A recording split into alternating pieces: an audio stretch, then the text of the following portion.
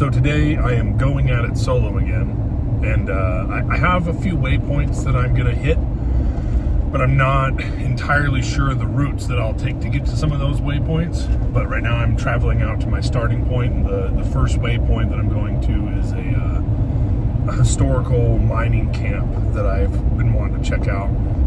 It's kind of on the list of like ghost towns in Colorado, although this isn't a town. Like I said, it's a camp.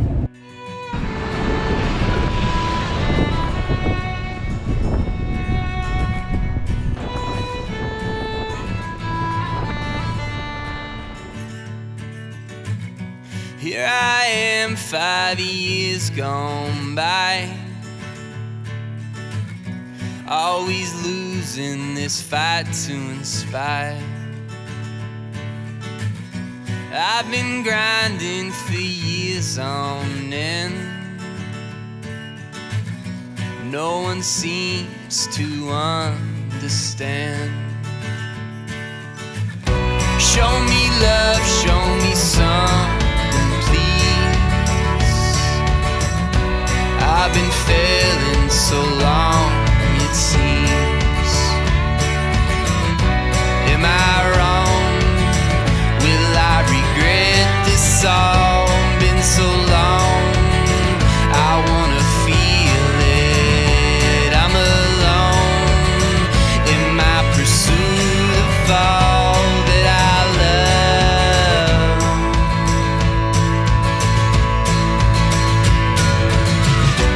I've been chasing dreams so long, I forgot to live. I've been patiently waiting on something's gotta give. I'm probably the first person through this area in quite a while. Gonna have to move that a little bit there. It ain't gonna be.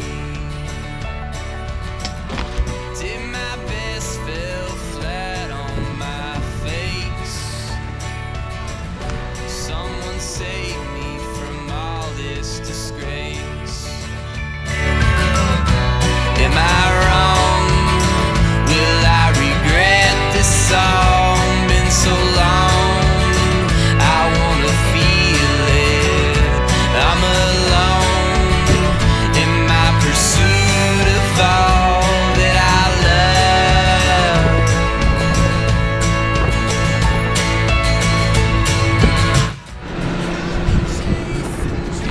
love. All right, so I'm just kind of surveying the trail in front of me to see if it's might be a bit too nasty to do out here by myself.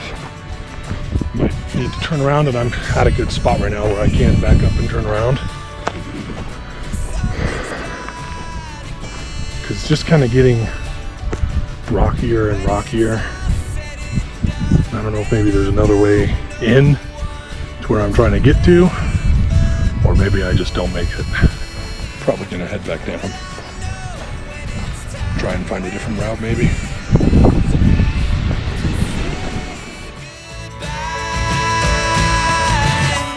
I've been chasing We will call dreams this so is long. 11 9/10 I road. forgot. We're gonna go ahead and call this road impassable. Not that you couldn't get up it, but if you're out here by yourself, rock crawling on a shelf road with pretty steep drops on both sides probably isn't the smartest idea. It might not be the smartest idea to be out here on your own in the first place. But yeah, so I just made the decision to just turn it around, back down to the previous switchback that I was on, and then did myself a little 100-point turnaround, and now I'm going back the other way. I think I found a different road in. We'll see if that one's any better. I can't see any details on my GPS as far as terrain goes, which is a bit obnoxious. I downloaded this whole area before I came out here, and my GPS apps have just been nothing but obnoxious all day today.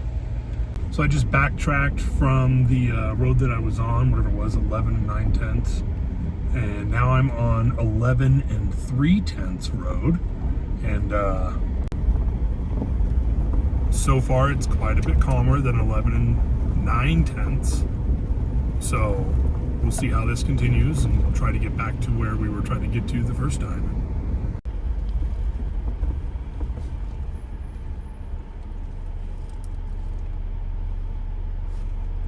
Be aware of open shafts, tunnel, and mine workings containing radioactive radon gas. Good thing I don't believe in radioactive gas. I think it's just a government lie. So this is actually back on 11 and 9/10 road, but I'm just on the top side of it rather than having to climb the switchbacks to get up here. And as you can see, it's quite a bit more tame. So hopefully it stays this way and we don't have to backtrack again, because we are only 0.9 miles away from my first waypoint.